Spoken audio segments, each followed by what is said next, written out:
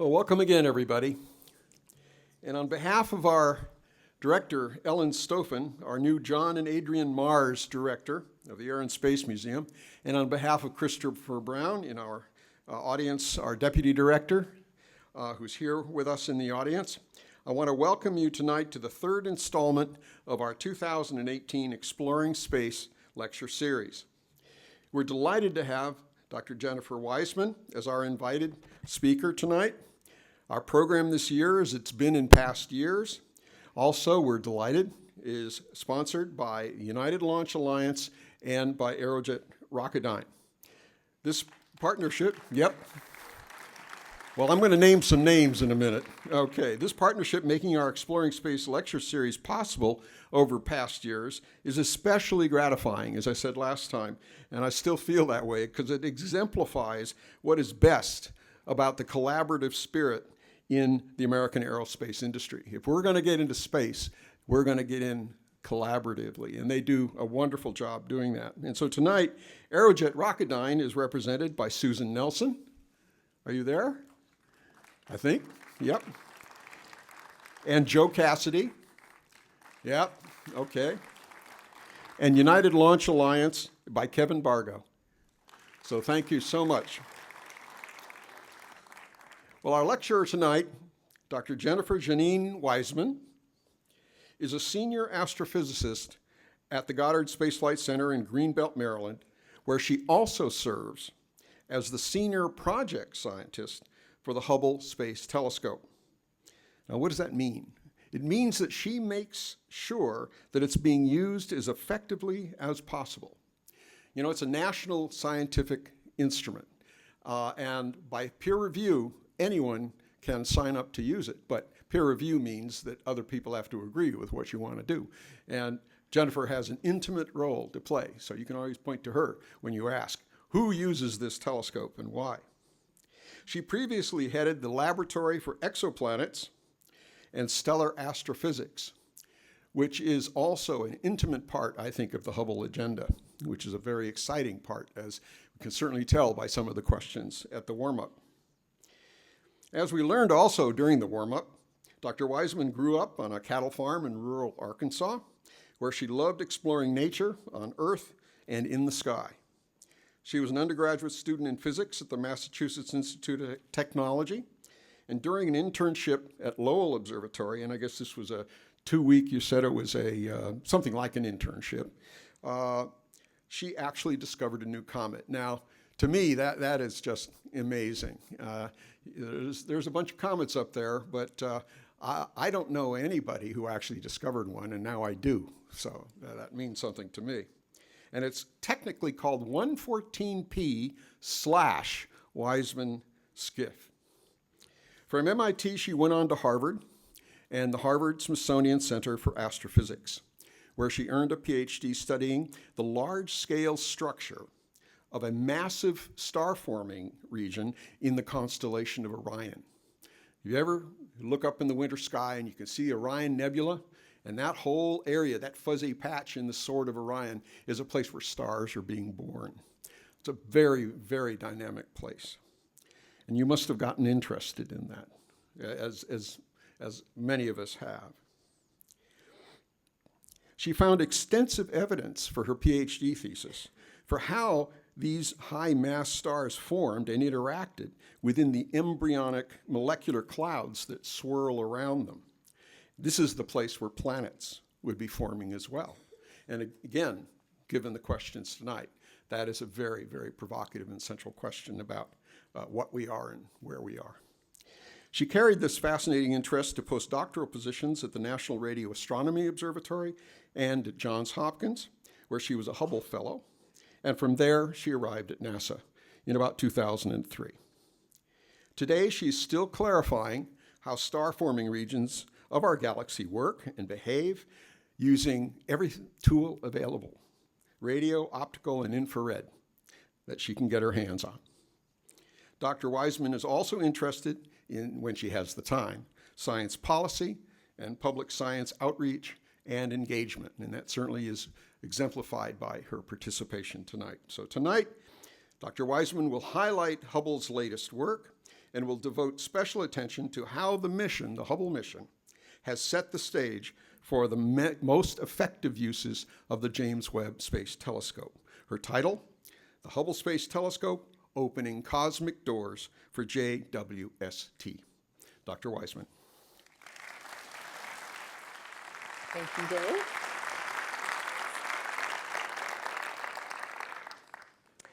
Thank you very much. It's my deep pleasure and honor to be here at the National Air and Space Museum.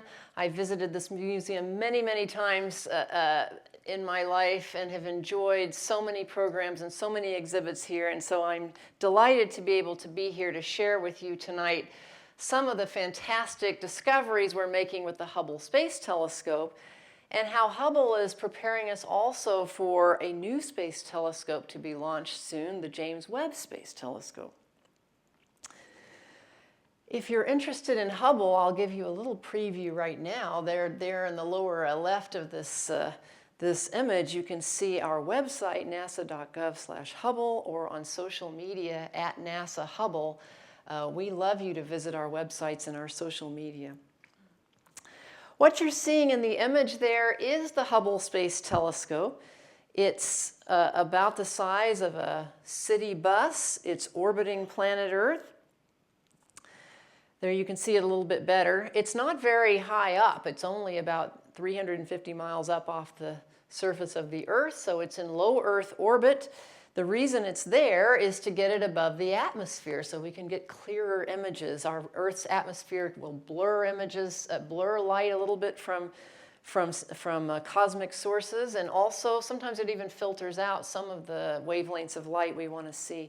So by having telescopes in high places or high and dry, we can get the best quality of images. It's also right where it is because that's where the space shuttle could reach. The space shuttle would fly in low Earth orbit, and Hubble was delivered and serviced by missions from the space shuttle. We are going to be discussing a little bit tonight how the Hubble is going to help us prepare for best use of the James Webb Space Telescope. This is an artist's conception of the Webb telescope. It's named after James Webb, who was a highly esteemed administrator of NASA. And during the Apollo era, it was when he's particularly remembered for. I'm going to say more about this James Webb Space Telescope later in the talk, but I wanted you to get a glimpse of it. Here, it looks a little different from Hubble. It's going to be bigger than Hubble in terms of its primary mirror, and it's also going to be farther away than Hubble, and it's going to be sensitive to infrared light. So it'll be complementary to Hubble, and I will say more about that as the talk goes on. But let's get back to Hubble now. Here are some of the vital statistics for Hubble. First of all, Hubble is actually a partnership between NASA and the European Space Agency. It's whipping around the Earth about every 97 minutes. So for those of you who were here for the Meet the Speaker time before this talk, and if you stay to the end of the talk, all of that, during that time, Hubble will have gone around the Earth, a complete transit. So it's moving very fast, about 16,000 miles an hour, and yet we can keep it very stably pointed at whatever we're studying with Hubble, whether it's a star or a planet or another galaxy, because of its excellent gyroscopes and pointing capabilities inside. And so we've become accustomed over these last 28 years that Hubble has been in operation to these marvelous pictures. By being above the atmosphere, we can get very sharp resolution. The images are not blurred. This is a picture of stars, and I do wonder if those of you doing the lights can just lower the lights at all, just so I'm not blinded, but also I want to make sure people can see the picture here. In any case, this is an image that was taken with the newest camera on Hubble. The camera is called the Wide Field Camera 3. Thank you, that's helpful. And this is the core of a dense cluster of stars. The cluster is called Omega Centauri. And there are many, many stars in here. If our sun were in this cluster, it would be like one of the smaller whitish objects there. The fact that we can actually differentiate star from star in such a crowded region speaks to why it's so wonderful to have a telescope in space where we can get this kind of resolution. You can even tell here that stars are not all the same. They're not the same colors. That means that they're not the same temperatures on their surfaces. They're different masses, different luminosities. And astronomers will go on and study the population and the spectroscopic details of these stars in more detail. I just think it looks like a beautiful collection of gemstones. We're spoiled with Hubble images. Here's another spectacular picture. This is the nebula known as I think it's GUM 29, and the Westerland 2 star cluster in the middle there, which is a very massive cluster of stars that just formed outside or within that gas cloud. The stars are massive. They are now sending out their powerful radiation and some stellar winds that are kind of blowing away the surrounding leftover gas. And yet there's still some of that leftover gas behind. And now this is an animation that is designed to simulate what it would be like if you could fly through this nebula and toward the Westerland 2 cluster. You see, in a lot of these star-forming regions, you see leftover gas where lower mass stars form. You see these pillar-like structures that tend to point back toward massive stars because the winds and radiation from these stars are kind of carving out those structures as they blow back, and the denser material and the wakes behind them remain the longest in these pillar-like structures. A very beautiful animation. I'm grateful to the folks at the Space Telescope Science Institute in Baltimore for creating these animations. That image we released 3 years ago to celebrate Hubble's 25th birthday. So you see the image in the background there, and the lower left was a big press conference we had when the image was released down at the Newseum here in Washington. And the upper right was one of the many celebrations of Hubble's 25th birthday. And here you see a scientist, Helmut Yankner, cutting the Hubble Space Telescope cake so we can eat it. We like to have our cake and eat it too. The reason Hubble is working so well, and now it's been 28 years, and we're getting the best science out of it now than ever before, is because we have so many good people on the ground working on the mission, and we've had several astronaut missions over the years that have refurbished the telescope. Astronauts have returned time and time again to repair things on Hubble or to replace equipment or to put in new and improved science instruments. So that's kept the observatory fresh. This crew of astronauts you see here was the last crew that visited Hubble on the space shuttle back in 2009. We can't do this anymore because the space shuttle is not operational right now. But this group of astronauts did such a terrific job that the Hubble telescope is in wonderful scientific condition right now. We are elated with how healthy the Hubble telescope is. It was exciting during that mission. They went up on the space shuttle and docked with Hubble in orbit around the Earth. The astronauts would go out sometimes for hours at a time, usually in pairs. They would be suited up in their spacesuits for the extravehicular activity, and they would go out and over several days take out old instruments, put in new ones, or even repair science instruments that were never designed to be repaired in orbit. And yet these brave astronauts and the brave people on the ground who prepared them for this were able to do that. Some of the instruments are modular, so they're designed to be removed and replaced. This is the replacement of the classic Wide Field Planetary Camera 2, which took many of the iconic images that you all probably are familiar with Hubble. And it was replaced by the Wide Field Camera 3, which we now have on board Hubble, which is a fantastic instrument. The WIFPIC 2 camera removed is, I believe, still on display right here in the Air and Space Museum. So I hope you will take a look at that here in the museum. It's also interesting that the outer part of this camera faces the outside of the telescope bus, so you can actually see a little pockmarks where the debris in space hit the outside of the telescope bus, and those little indentations have now been carved out for further study, so you can see that as well. Now, the mission would not be successful if it were not for not only the astronauts, but hundreds of people on the ground, engineers, technicians, management specialists, politicians, finance specialists, educators, public science communicators, you name it, and of course taxpayers. Thank you very much. We have some terrific engineers at Goddard Space Flight Center. They work very hard to develop specific tools to help astronauts do complicated repair tasks. These engineers here are showing off a kind of a power screwdriver, if you will, that can be used by astronauts when they're wearing those big, bulky, pressurized spacesuits and gloves, as you see there. In this case, this was designed specifically to remove a bunch of little screws, little fasteners that were holding on one of the cover plates to one of the science instruments that we wanted the astronauts to repair on the last mission.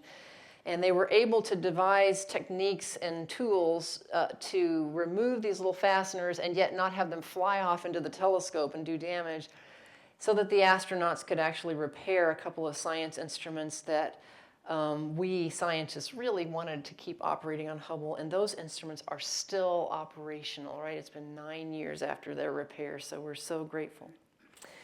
This is a little quick summary of the servicing missions for Hubble. The launch that actually deployed the Hubble was in 1990.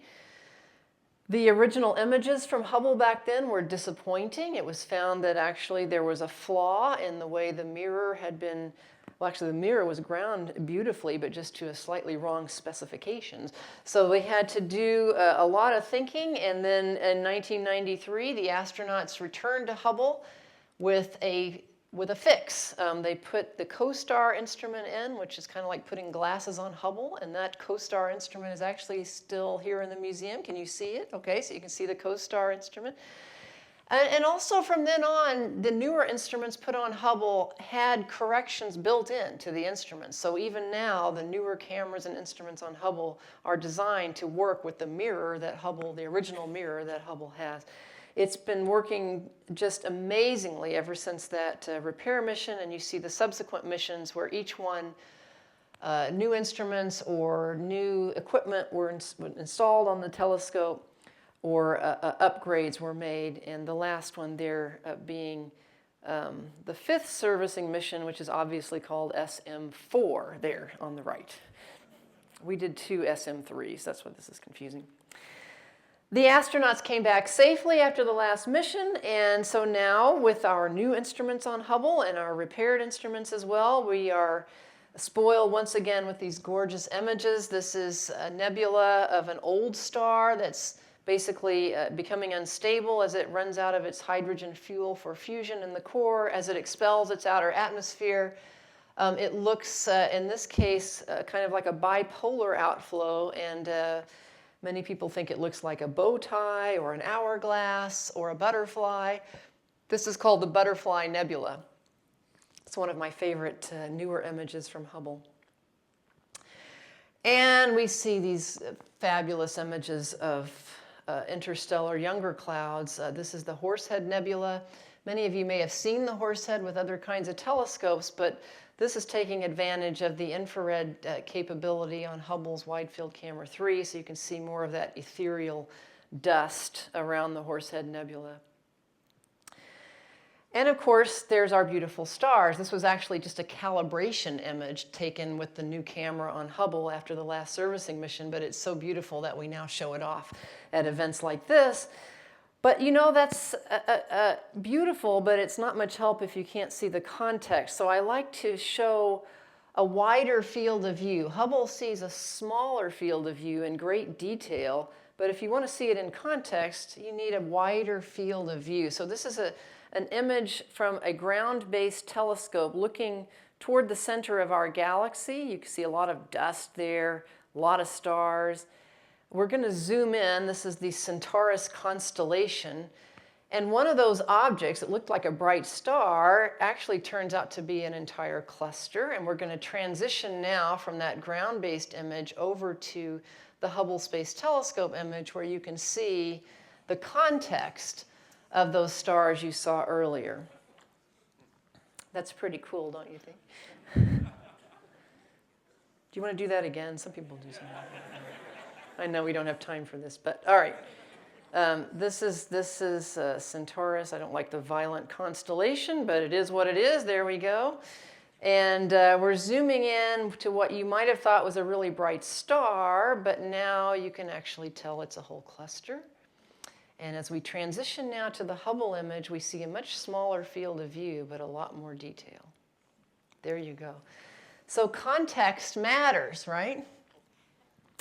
And this is a perfect segue into the point I want to make is that no one telescope gives you all the information you need to know. In fact, we use different kinds of telescopes to give us different kinds of information. These are some examples. We have space telescopes, not only Hubble, but quite a few that are up in space. We have telescopes on the ground. On the lower right is a collection of radio telescopes in Australia as an example of radio dishes, which are usually put out in dry desert-like areas away from radio interference. The lower left is an example of ground-based optical and infrared telescopes on the ground. These are on the top of a dormant volcano in Hawaii. We hope it remains that way. In fact, there are lots of telescopes. They not only see different fields of view, but they see different kinds of light. So in this chart, you can see across the middle a representation of different energies or different wavelengths of light, ranging from the very high energy gamma rays on the left through X-rays and ultraviolet light to the visible part of the spectrum. That's the colors we can see with our eyes right there in the middle. And then farther to the lower energy light, the infrared, and then the microwave and radio waves. Above and below those wavelengths of light, you see the different kinds of telescopes that either are operating now or have operated in the recent past that are sensitive to those particular wavelengths of light. Some of them in space, some of them on the ground. These are the names. So you might recognize some of the names of these telescopes. I won't list them all, but these are just examples. There are more telescopes than this, both in space and on the ground. But you can see that they have different specialties along the different parts of the electromagnetic spectrum. Here's Hubble right here in the middle, and it sees visible light and a little bit of ultraviolet light and a little bit into the infrared. And we also rely a lot on using some of these other telescopes to augment or to work along with Hubble as we augment each other's observations, particularly the Spitzer Space Telescope you see in the infrared there. The Webb telescope, which is you don't see here because it's not operating yet, but it will also be here in the infrared realm of the spectrum. I'll show you some examples of how using other types of observatories that are sensitive to different types of light can really enhance our scientific knowledge. Here again is our James Webb Space Telescope, just as an example here of one of these space assets that we will have in the hopefully near future. I'm not going to go into the detail of the mechanics of the Webb because we've had the whole lecture series here already, and hopefully you were here for those lectures, and if not, you can, I think, see some of that online. But anyway, Webb will be a fantastic observatory. It will have several science instruments. It looks different from Hubble, but it is designed to operate in a very cold environment and to be sensitive to infrared light. This allows studies of the early universe, as well as studies of planet and star-forming regions that are highly enshrouded in dust.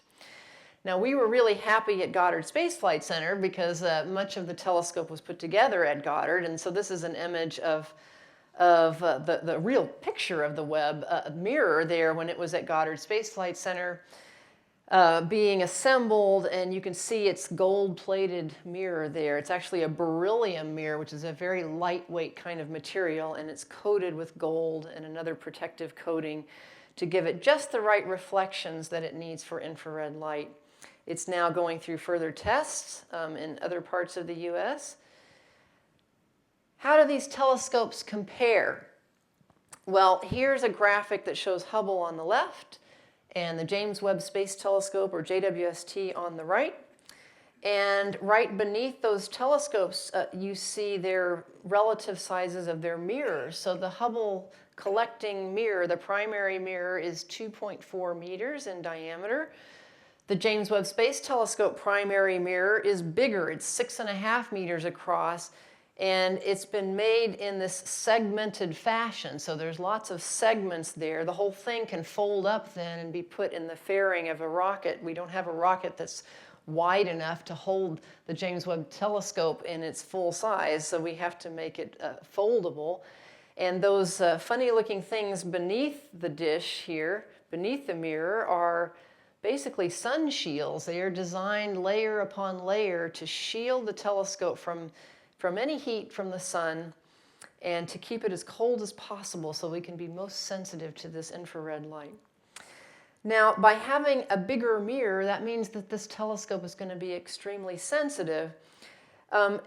Angular resolution-wise, you know, Hubble is still very competitive there between the two of them, because angular resolution, which you want to be really small, that means how close together you can differentiate things, it's proportional to the ratio of the wavelength of light you're looking at divided by the diameter of the collecting area. So when you're going to these longer wavelengths of light with James Webb, to get a small, good resolution, you need a wider aperture. So that's why you get sort of somewhat comparable angular resolutions. But you're going to get great sensitivity because this big mirror is going to be able to collect very faint light. It's also going to be quite far away from interference and heat from the Earth. This is a graphic showing, not to scale, by the way, the difference between Hubble, which is over here orbiting the Earth on the left-hand side, again, just a few hundred miles above the surface of the Earth in low Earth orbit, and the Webb telescope, which will be way out at a place called L2, a Lagrange point.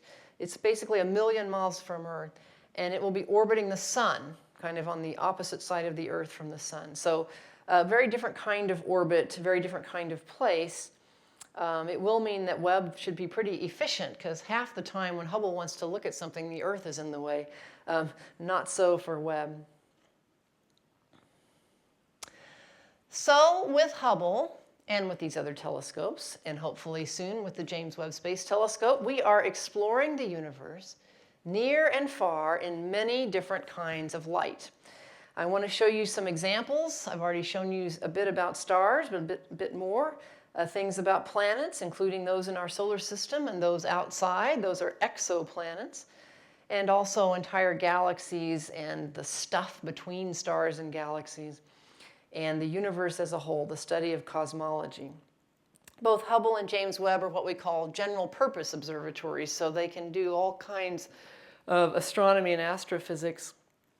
And by using different types of telescopes or different types of wavelengths of light, we can learn a lot more.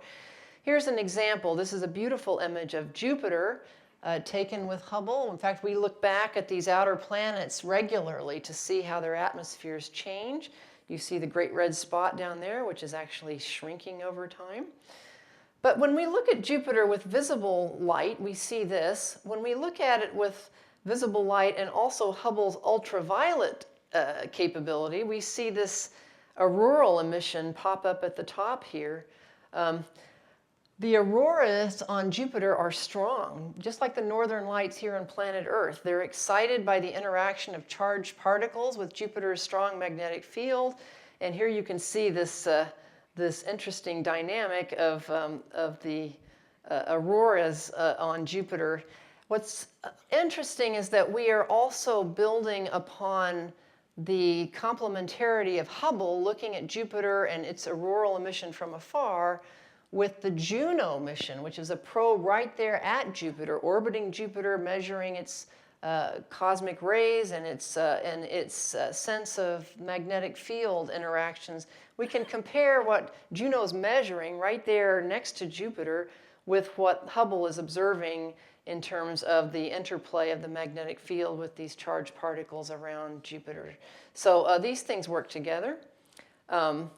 We're also interested in Jupiter's moons.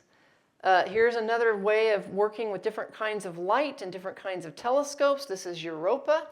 Europa is a moon of Jupiter that is intriguing. It's an ice-covered moon. You see the icy crust that's kind of cracked here. This is an image taken by the probe Galileo, but it's superimposed on top of a Hubble image using ultraviolet light from one of Hubble's instruments. And what the ultraviolet light has shown us are these very faint little things that are episodic coming out from the bottom lower left here. At first we doubted whether this was real, but the observations kept confirming that these are real, and these are the components of this material seem to be the components of water vapor. So we now actually believe these are plumes of water vapor that are escaping between cracks in the ice of Europa. And this is interesting because NASA is hoping to send a mission to Europa before long called the Clipper mission that will go visit Europa and maybe fly right through those plumes and be able to sample some of that water vapor and tell us something about the water that's lurking under the ice of Europa. It's much harder to drill through that ice, so it'd be great if we can study something about it ahead of time. So again, the collaboration here between a Galileo probe image of Europa and Hubble's ultraviolet light observing capability. By using different kinds of light, we learn a lot about other stars and star systems as well. This is a famous nebula called the Crab Nebula. It's actually the debris of an exploded star. This star exploded in 1054 AD. It was actually observed by people in China watching the sky, as well as other places around the world. The star brightened up, and now we can still see the debris, the remnant of the supernova explosion moving out. And Hubble's camera here has picked up the colors here representing elements that have been forged in that star that now exploded and are being distributed back into interstellar space. Elements like oxygen and sulfur. But if we look at this with other types of telescopes in addition to Hubble, we get a lot more information. So here's the Crab Nebula with not only Hubble's optical visible light involved, but also X-ray radiation and radio waves, ultraviolet waves. We can see, in fact, a whole range of wavelengths here combined by using data from the Very Large Array Radio Telescope, the Spitzer Space Telescope, which is an infrared space telescope, the Hubble Telescope, the XMM Newton Telescope, which is a space telescope sensitive to ultraviolet light, and the Chandra X-ray Observatory. All this information together is telling us a lot more about the Crab Nebula. We know there's a neutron star that's a leftover remnant of the original star. It's a very compact object. It's spinning very fast. It has a light beam that, as it spins around, pulses or seems to pulse as it passes by, so we call it a pulsar. We see the higher energy radiation and emission that's associated with that pulsar showing up in the X-ray light and the ultraviolet light. We see the dust that's being heated up and re-radiating some of this emission in the infrared light. We see a lot of the filamentary structure with Hubble, and we see some of the emission related to this jet-like outflow in radio emission. So by using the different kinds of light, we learn a lot more about what's out there. Here's another example. This is Hubble's beautiful picture of the Whirlpool galaxy, M51. It's actually two galaxies, a galaxy and its companion. And in visible light, you see so many stars that the light just kind of blends together. You also see these hot spots around the spiral arms where stars are actively forming. We just transitioned, however, to the Chandra X-ray Observatory view of that same galaxy pair. And that's where the hot gas is really showing up in bright X-rays. When you combine that information together, you can see Hubble showing up where stars are forming in the spiral arms of this galaxy and in the glow around the core of the galaxy and even in the companion galaxy. You see the purple emission, which represents the X-rays, also showing up in these star-forming regions where hot stars are burning and where massive stars perhaps are already burning out and exploding in powerful ways. This type of information is complementary, and it helps us to be able to see different kinds of light. By the way, we think our own Milky Way galaxy looks something like this in terms of a spiral. So our sun is about 2/3 of the way out and orbiting quite happily. So, and we're orbiting that sun. So we're on a trip right now. Let's go back to our own Milky Way galaxy. This is a region of the sky already discussed earlier this evening. This is Orion. This is one of my favorite parts of the sky because I studied it with radio telescopes for my thesis. Many of you are familiar with Orion, although when I gave a talk like this recently in Australia, they told me that this was upside down. So it kind of depends on your perspective. This is a picture from a ground-based telescope that gets a wide field of view. But it's interesting for astronomers and hopefully for everyone to look more closely at some of these star regions which show a little fuzziness, which means nebulosity, which means there's something going on there. So we're going to look down in this little region right there along the sword of Orion in more detail.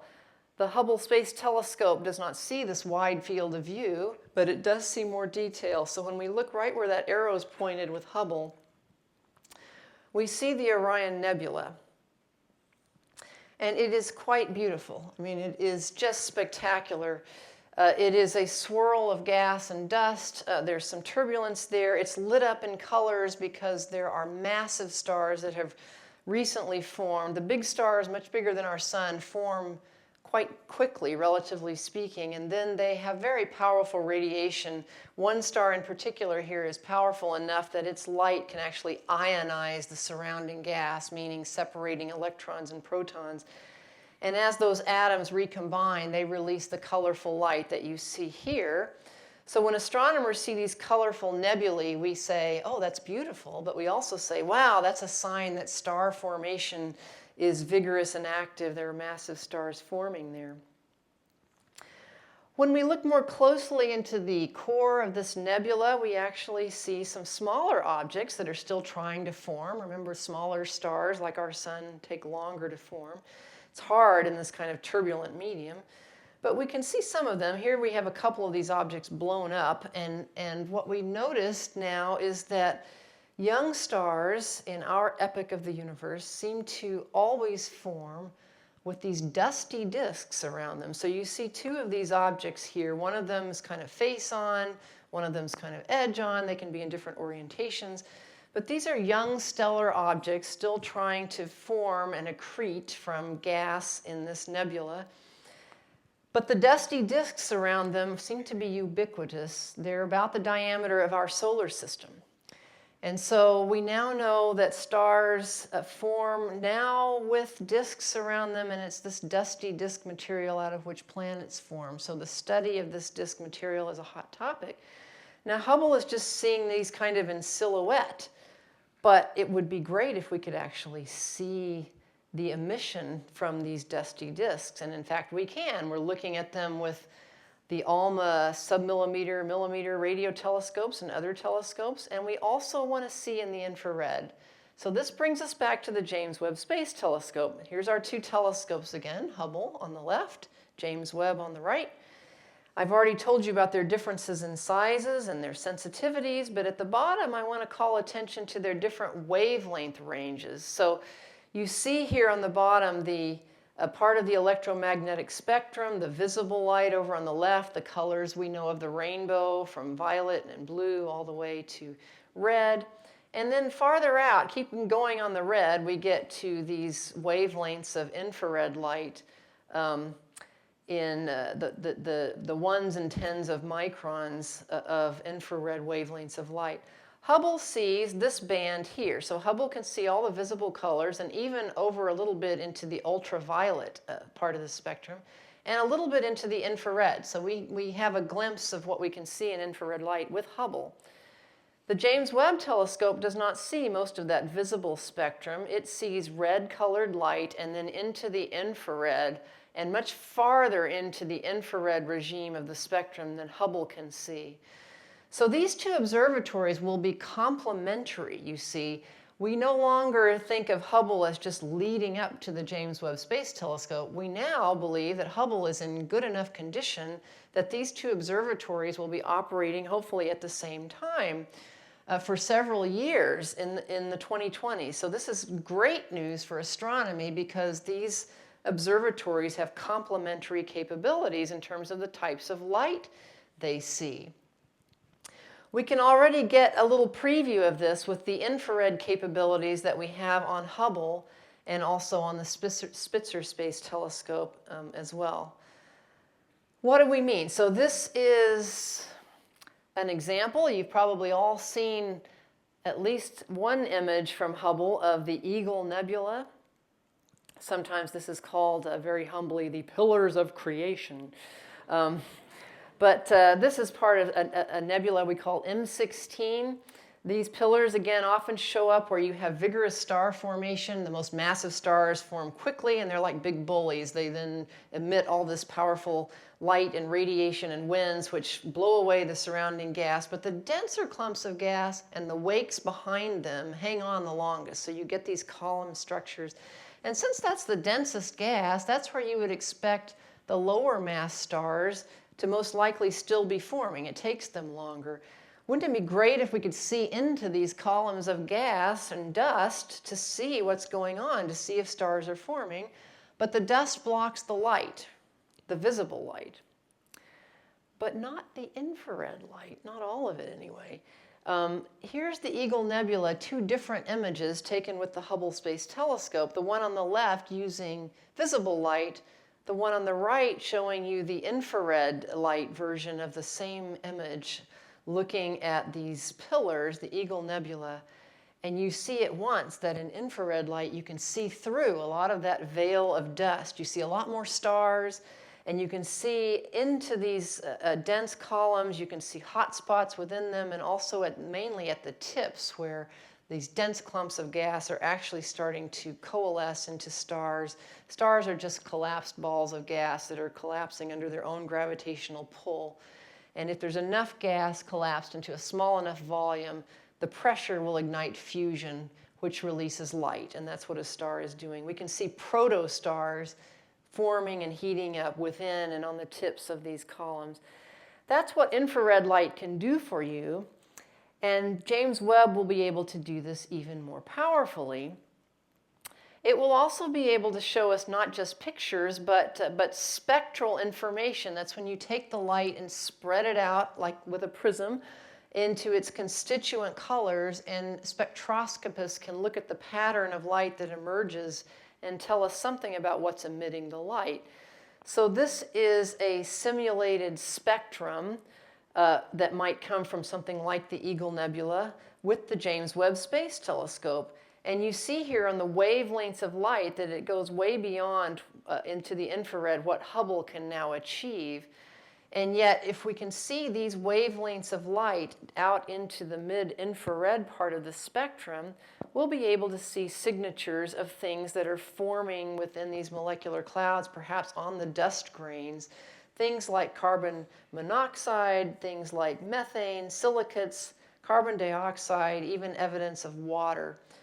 So all of these things are possible to be seen with the James Webb Space Telescope.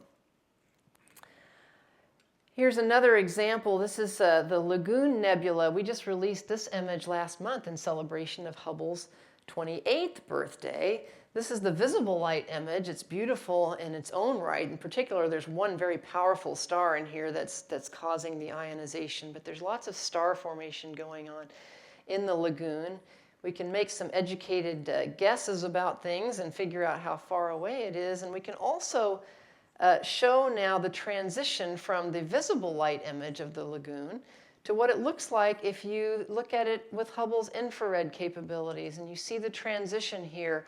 As you look more into the infrared, you see more stars. You're seeing through more of the dust and into the nebula where you see what were hidden stars and dense little globules where we suspect low-mass stars may be more apt to form. And of course, an overall glow from regions where stars are plentiful. We now know that where stars form, we're likely to see planets. This is an artist's conception of an exoplanetary system called Kepler-11.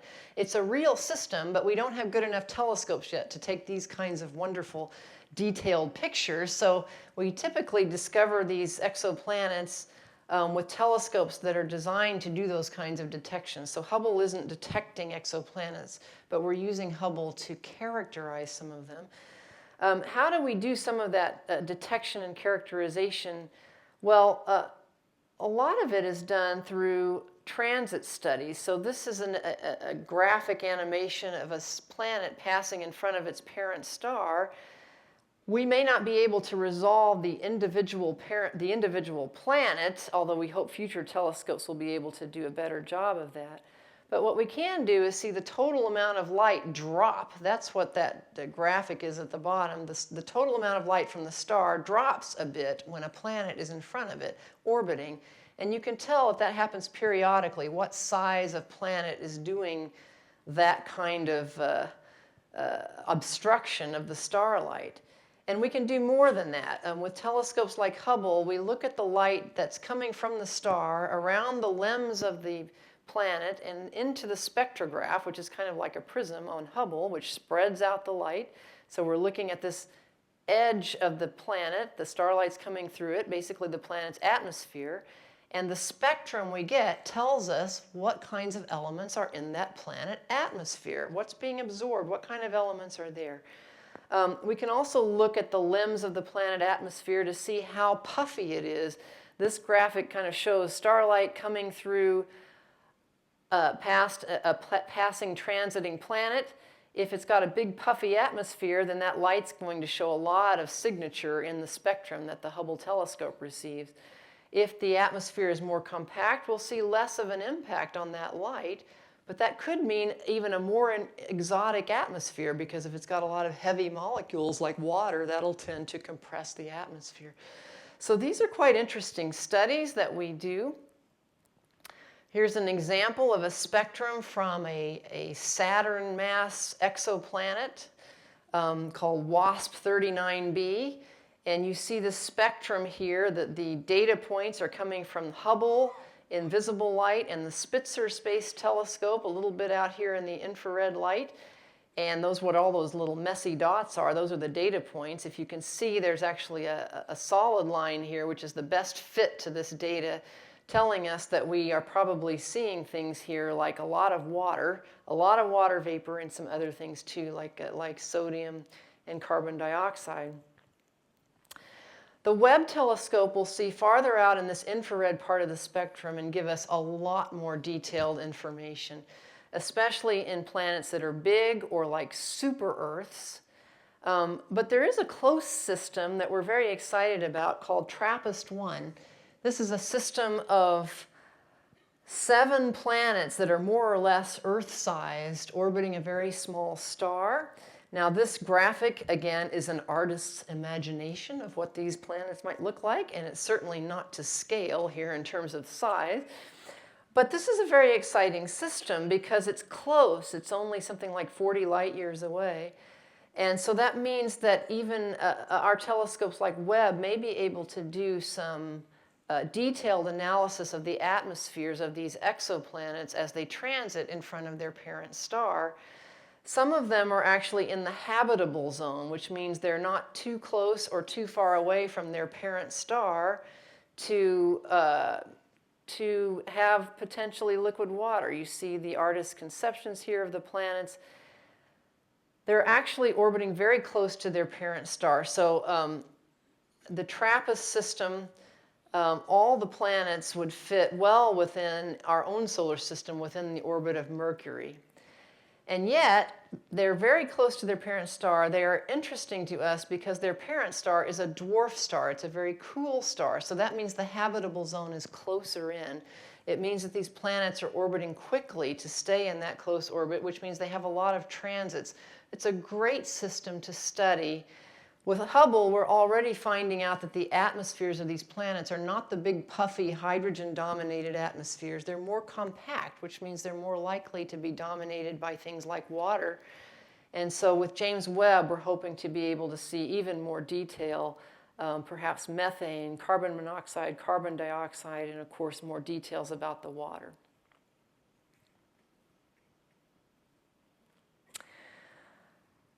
No talk on astronomy and Webb would be complete without discussing galaxies and the rest of the universe. So let's talk about galaxies. Galaxies are collections of billions of stars and interstellar gas and a lot of what we call dark matter. This is a beautiful example of a galaxy. There's so many stars that the light kind of blends together into that nice glow. If you look carefully, you can see some background galaxies here as well. We think our own Milky Way looks something like this. Galaxies can come in different shapes and sizes and orientations. There's an edge-on galaxy on the left. You can see there's a lot of dust along the plane of the galaxy and in the spiral arms there, and it's distributed across, as you see, on the right as well. Now, we now know that there are a whole lot of galaxies, not just our Milky Way. One of the most famous images from Hubble is the ultra-deep field. It's certainly my favorite Hubble image. This is a collection of galaxies seen by pointing the telescope toward a little soda straw area of the sky and collecting light for several days. And the result was this amazing image. These are not stars. These are galaxies. Every one of these little points of light is a galaxy, some of them containing millions, some containing billions of stars. They're not all at the same distance, so we can do an assessment of the distances of the different galaxies and then do this little animation where we can see what it's like to fly through them. Now, if our Milky Way were in this picture, it would be like one of these little spiral galaxies we're passing by.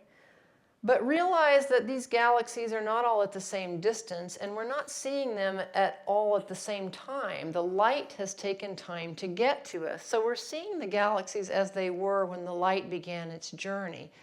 It means these more distant galaxies, we're seeing them at an earlier stage of their existence. And can you tell? They're starting to look different, right? They're smaller. They seem to be less well-formed. And there seem to be fewer of them. Again, wonderful visualization from the Space Telescope Science Institute. Are there fewer of them? Well, not exactly. It's just that we're not able to see them so well when we get so far out with the Hubble Space Telescope. Here's a graphic that might be easier to explain and understand. As our telescopes have gotten more sensitive and the cameras within them over time, that's what this graphic is showing from top to bottom here, the fainter objects can be seen, which can translate to these more distant galaxies. That's what the arrows here are indicating, being able to see farther out into space. Well, seeing farther out translates into seeing farther back in time, right? Because it's taken more time for the light to get to us from these more distant galaxies. So the time axis on the bottom here going from right to left, the beginning of the universe, or our universe as we know it, would be off to the right, the Big Bang, and then early in the universe you would get the formation of the earliest gas and stars, and as these little collections of stars and gas began to grow due to their gravity, you get the earliest protogalaxies. Hubble can see pretty far back, and we're thinking the Webb will see even farther back, not only because of its sensitivity, but because it can see redder wavelengths of light. The light coming from the early universe is traveling through an expanding universe. The expansion of the universe stretches the light waves into longer wavelengths and lower energies. We receive it at a much reddened wavelength of light than it was emitted. And the earliest galaxies are best seen in infrared light beyond the capabilities of Hubble. We can compare galaxies from the early universe to galaxies like our own and see if they are different, and indeed they are. If we line them up in this way with the most distant galaxies off to the right and galaxies closer to us in space and time off to the left, we see how they've changed over time. Galaxies have gotten bigger as they've merged together. They've had time to form bigger structures like spirals. Their compositions have changed. Generations of stars have come and gone in these galaxies so that the ones closer to us in space and time are enriched with heavier elements forged in these stars that we need for planets and life. So we are able to use our telescopes as a time machine, and we believe that the Webb telescope will be able to see well within the first 0.8 of our 13.8 billion year history of the universe. We're already seeing that a little bit thanks to the gravitational lensing that nature has given us. This is a cluster of galaxies called Abell 370. Einstein let us know that when you have a lot of mass, it can actually distort space-time in potentially a detectable way. And that's what you're seeing here, a lot of galaxies in a cluster, and most of the mass is not actually in these bright galaxies, but in the unseen dark matter within and between these galaxies. That's enough to distort space so much that galaxies behind this cluster seem distorted. The light comes through the cluster, it follows this distorted space and becomes these stretched out arc-like structures you can see in here. They're stretched, they're distorted, they're also magnified. You particularly see this snake-like thing here. Here it is kind of blown up a little bit. This is actually probably several apparitions of the same galaxy stretched out by this lensing effect of the foreground material. This lensing of nature is enabling us to map out the distribution of dark matter in these clusters and also to study very distant galaxies that are magnified by this effect. Here's an example using Hubble, its infrared and visible light capabilities, as well as the Spitzer Space Telescope capabilities in the infrared. We were able to see this tiny galaxy that's being lensed by the foreground cluster and stretched out. So this baby galaxy is shining to us from only 500 million years after the Big Bang. That may sound like a long time, but that's well into the early universe. Again, we think our universe is about 13.8 billion years old. We're seeing this at the first, within that first 0.8, at 500 million years after the Big Bang, a protogalaxy beginning to form. James Webb will show us galaxies like this in even more detail, and we will be delighted to see all the galaxies that Webb is going to show us beyond what Hubble can see. All right, what's next for Hubble in closing here? We're using Hubble in innovative ways right now.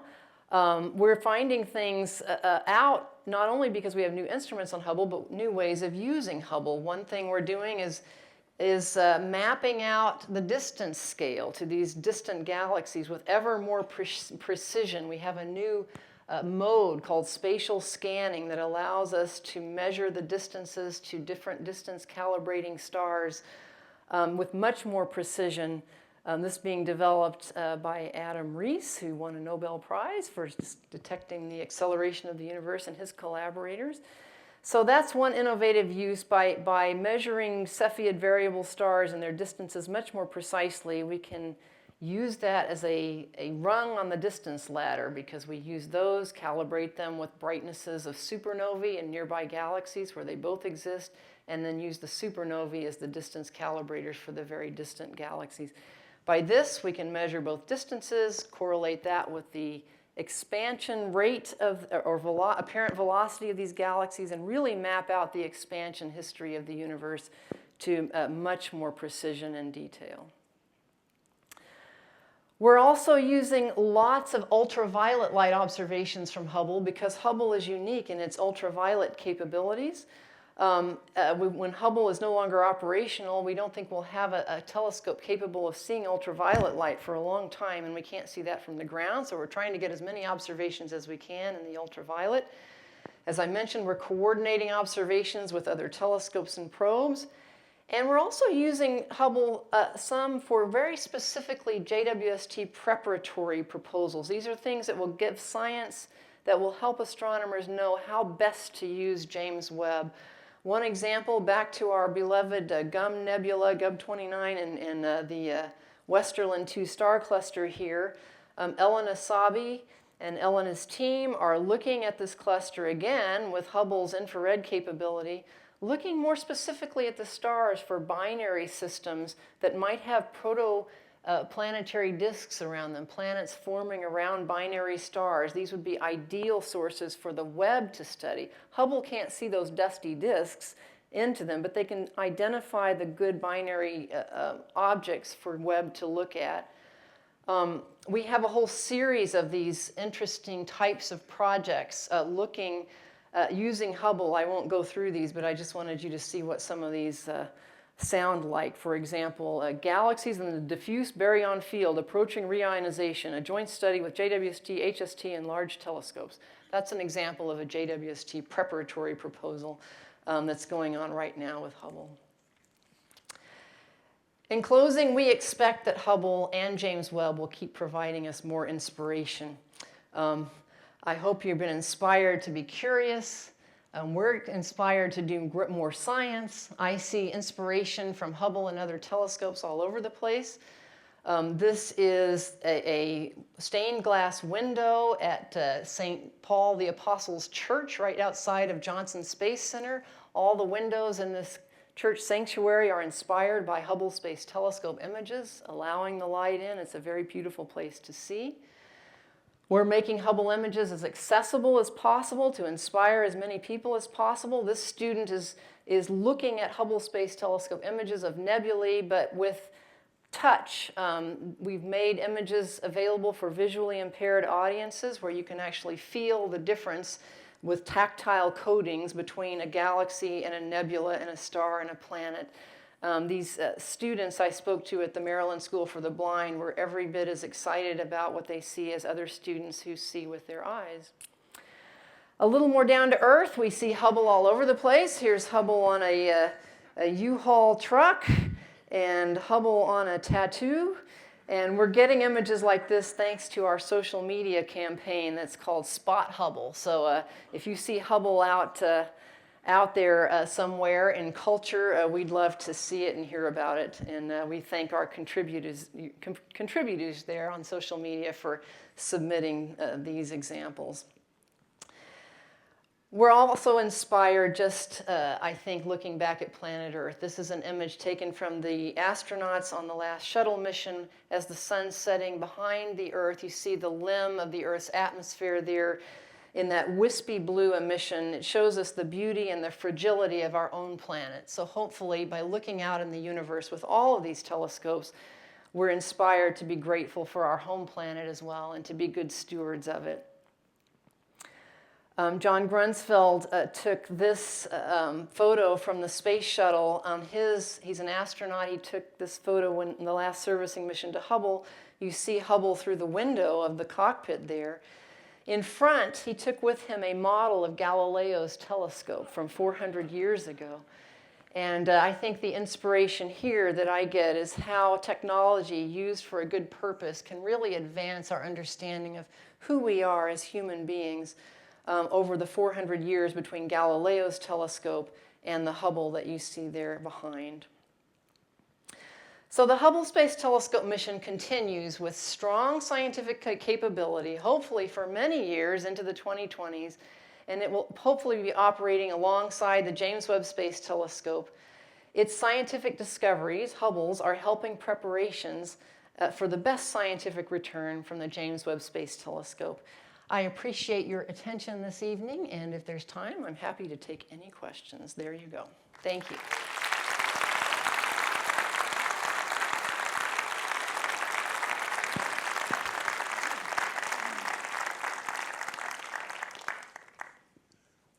I'm sure there are some questions. Also, yes, as you do exit, please exit carefully. And also want to let you know it's clear outside, so the telescope is open. And let's take the first question from the person who runs the telescope right there. So Hubble is an icon, and may it live for many years. Are there any discussion about how to potentially preserve it in space or on the ground when it becomes non-functional? Can you repeat that question? Sure. Are there any plans to kind of preserve Hubble in the future because it's such an icon? Well, when Hubble was first being conceived of, it was thought that maybe Hubble would eventually be retrieved by a space shuttle and brought down and put in a museum.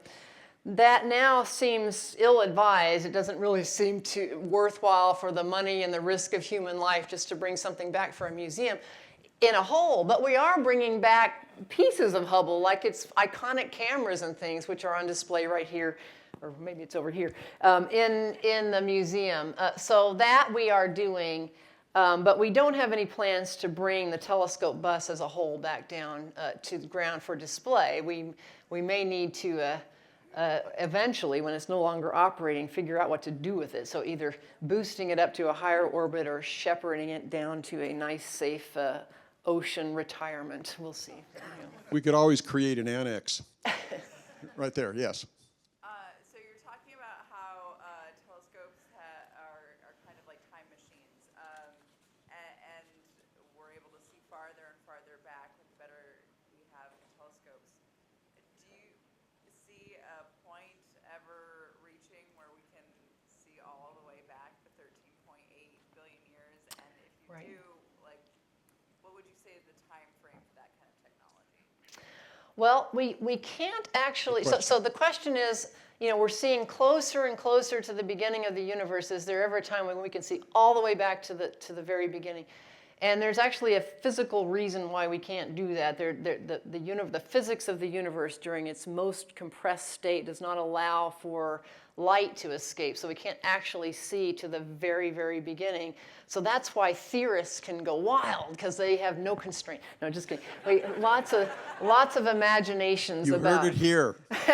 about the beginning of our universe, and maybe there's a multiverse, maybe there's other universes. That's all within the realm of interesting theory. But we can see farther and farther back to the point where light was first visible, and we already see the cosmic microwave background radiation. So this is basically the predicted leftover radiation that should be there if our universe had an energetic beginning. This was basically the smoking gun, if you will, to kind of confirm that we do have a universe that's not static, that had this energetic beginning. And that was discovered back in the 1970s. It's now been further studied in more detail. We can actually, to me, one of the greatest achievements of astronomy is relating this cosmic microwave background radiation, which we see in every direction. It fills space. But we can see it kind of patchiness in terms of its temperature, very slight temperature variations. The scale of that patchiness can be related to the scale of how matter and galaxies are distributed now in this epoch over 13 billion years later. So to me, that is an incredible correlation of our current time with the very early universe. That's about as close as we can get observationally to the beginning of the universe. Yeah. Okay, but I already pointed to 3 here, and then we'll find out if there's any questions. And we have overflow, as usual, in the planetarium. So let's take the questions back there, and then in the planetarium. How many years do you think it took for our own sun to form? Oh, that's a good question.